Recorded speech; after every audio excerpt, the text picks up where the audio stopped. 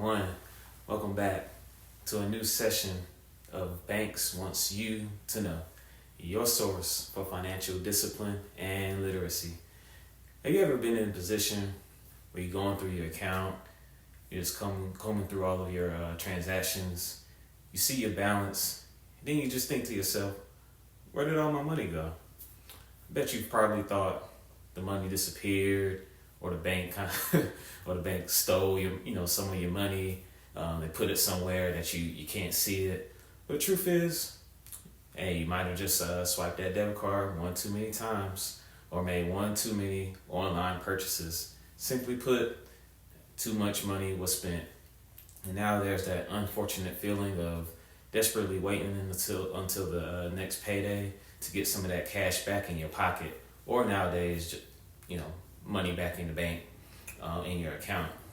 What do you do when you get to that point? Do you kind of just wait it out to the next payday? Do you borrow from someone, or do you borrow from the bank as a last resort in the form of a payday loan or anything like that? What if we didn't have to do any of these things and we started planning out our purchases with this thing called budgeting? I'm sure you've heard of it just as much as saving, but just like the concept of saving, it's something that's just not as easy as it seems. It's also not very fun, identifying where your money goes and setting it up kind of in a format that works for you. But it is definitely something that helps you in the short term and in the long term. As I mentioned a few times so far, a key to getting our finances together is to really just slow down our spending and plan out our money moves. And I believe budgeting is the start of that. It also brings a balanced approach to personal finance. It prevents overspending if the budget is followed strictly according to plan. So my plan today is to convince you to start budgeting your funds by your next payday with some of the reasons and its benefits and some methods that you can try to start your budgeting journey. First, got a story for you. Back to that first question I asked you all about a time that you've run out of money. Of course, there's been a time where I've experienced that as well. So several years ago, I had to come up with a strategy to make my car payments each month. I was really pulling from one check to add to another, that type of thing. So paying that and rent from a single paycheck was just not going to work for me. So I had, like I was saying before, saved a portion and combined it to make the payment that I needed to pay, since I was getting paid semi-monthly at the time, which is twice a month. As you can imagine, if I had to make a strategy such as this, then the payments that I had to make were pretty high. They were in the mid 300s. So that was just high for me. But however, that discipline or that sacrifice, however you want to see it, it was working for me for a little while. On this particular month, I'm not sure if I had something important that came up that needed to be paid for, or if I just became a card swipe happy like I talked about earlier. But all of a sudden, I checked my account and I just realized I didn't have enough to make that car payment. That was not my proudest moment, but thankfully, I was able to get some help and get it paid and avoid a late payment, which of course that affects your credit negatively. Instances such as these can happen. I'm sure it's happened to most of us throughout our lifetime. But as long as we learn from these mistakes on our financial discipline journey, we can come up with a way to find a solution and just press our way forward to our money goals. Learning from this experience, I wound up paying closer attention to my account activity from that point on to avoid another close call that led to never really coming up short on my car payment again. And I pressed on my way to it being paid off. So definitely glad about that. Just like in that example, following a strictly followed or well strategized budget can allow you to get your funds in order and even reach your money goals, like I said earlier. So on to our first point. In my quest to convince you all to start budgeting your money, I have to show you the reasons why you should do it. You may not even like the process of doing a budget every week or every 2 weeks, every month, depending on how often you get paid. One reason that I can think of why one wouldn't like it is because you get into that you get into seeing how your money doing those with each payment that you're listing, which obligate with every obligation that you're listing on your budget. But I would say that's a great thing. At least you're keeping track of those things. You'll get to visualize how much free money that you have available to you, and you'll also get to see if there needs to be changes with any of your payments. From canceling a subscription or two that you really didn't know about, that you don't really use, or you need to reduce your grocery bill. You can see that now. You can set your limits, even set your limits in a certain area. Once that limit is reached, you can tell yourself to no longer spend in that area until you get paid again. So once you start to see how much free money you'll have, then you'll be able to make other decisions, such as seeing how much money that you can save. If you need any more information about saving, please refer to my previous video that I went in detail about that. You can also make some kind of fun plans in case there's an event that you want to attend, or there's something that you wanted to buy from the store that you had your eye on for a while. Remember, I'm all about finding that balance between having the discipline to get your money right and living your life the way you want to with what you have. In short, making a budget is really a way to perform a review of your account activity in real time. But make sure that you do this before you do any spending or any card swiping. So also budgeting also prevents any obligations or debts being bypassed. Once you know what needs to be paid and when there's a plan to pay them on time, then you'll never miss a payment again, unless something drastic happens, such as a financial hardship or even a banking error. In the end, it all boils down to knowing where your money needs to go before it gets there and having it available before it gets spent. Sitting down and taking a few minutes to make a budgeting plan will put your mind at ease and allow you to avoid the pitfalls of the failure of planning ahead. So now on to the next topic. If you're wondering how and where to start with setting up your budget, then I'm hoping I can help you with that as well. I know you are all excited about budgeting after I just laid out the benefits and some of the other good reasons for doing it. All right, I won't get too big-headed. I won't get too confident. Still got some work to do to convince you. But I do want to show you a couple of ideas to get you started on budgeting. There are many ways out there that you can start with. I'm sure you've come across, maybe others mentioning their methods that have helped them on their journey. One way that has helped me for years, I call it a tried and true method. I use paper and a pen or a pencil. I'll show you all an example of that later. But this is pretty much how I do it. I start with the paycheck amount at the top, and I start listing the payments and their amounts, and subtract those listed payments from that pay amount. And then once I'm done, I'll get to see how much of those funds that are left over to use, and then that amount is in your head, and you'll know not to spend over that amount, or you'll risk spending some of that bill money, which is something we don't want. Also, a spreadsheet or Excel can be used to log your expenses if you want to get fancy. There are even apps that can do the budgeting for you. I'm not sure of any exact apps, but I'm sure they will incorporate a spreadsheet in most of them. These electronic methods usually can work best for families, since there would be like a longer list of expenses to log for them and store. Finally, another popular method that I like to recommend is the envelope method. Pretty popular, I know. This requires taking cash out of your account and placing them into several labeled envelopes. So my wife and I, we've done this before. Example of this would go kind of like, I'll take $80 and put it in an envelope labeled date night, and then $100 in a grocery envelope, $60 in household, and $60 for dining out. That adds up to $300 in cash that gets divided. And then once those limits are exhausted from the envelope, no more funds can be used for that particular purpose until the next payday. There's that discipline right there. Teaching that discipline with not exceeding the limits that you've placed on those envelopes. Either of these ways can help us to get our budget together. Feel free to choose the one that works best. So now I'm going to show you all the example of my tried and true method of All right, you all. So here's an example of how I do my budgets. Every time I get paid. This is assuming that this example is for someone who gets paid 2 times a month, or even every 2 weeks, however you want to look at it. And this is salary amount, so both amounts are the same.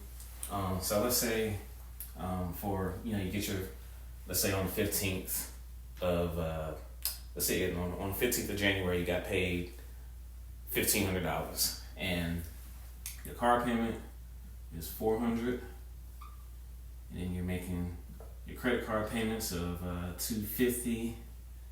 Let's say your car insurance is $200, utility bill or light bill is $150.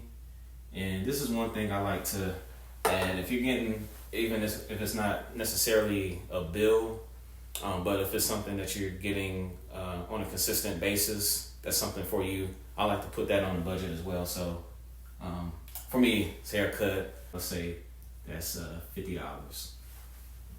I add that up. Let's see, 600, 400 comes up to 1,050.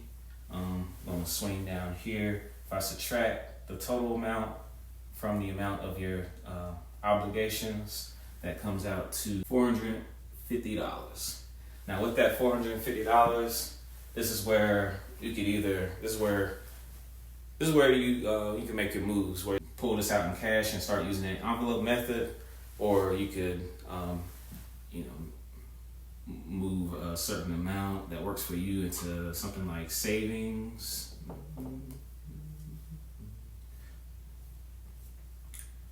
And then 100 can go to like your grocery,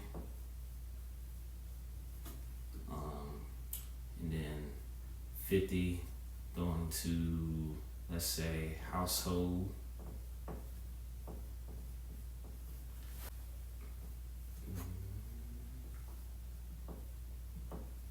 $50 for dining.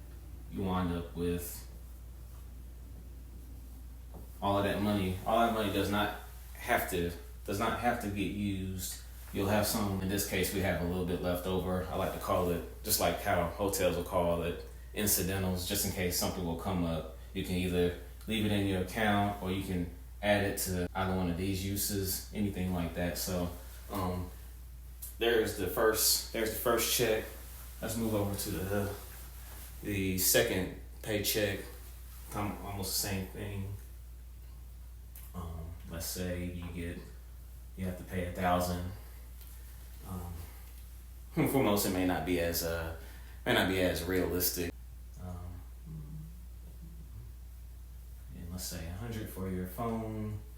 Let's say if you have cable, or you got a couple of subscriptions all added into one. Total those all up 50. And then let's say your gym membership is 20. Then once again, let's say you're getting something done to your hair like every 2-3 weeks, something like that. Let's go ahead and incorporate that.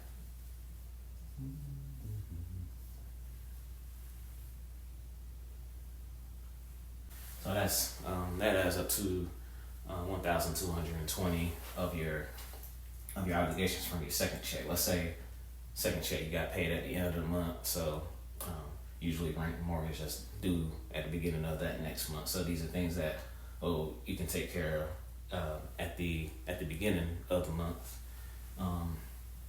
Subtracting that,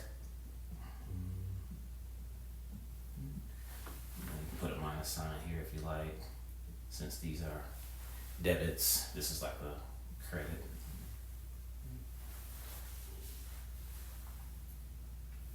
And that gets you to $280.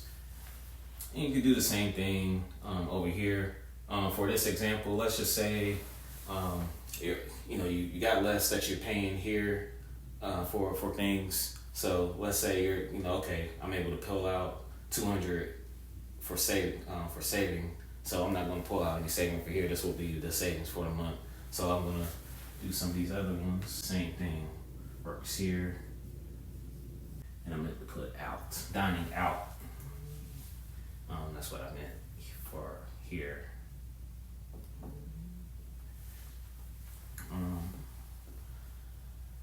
Once again, you don't have to use this entire amount.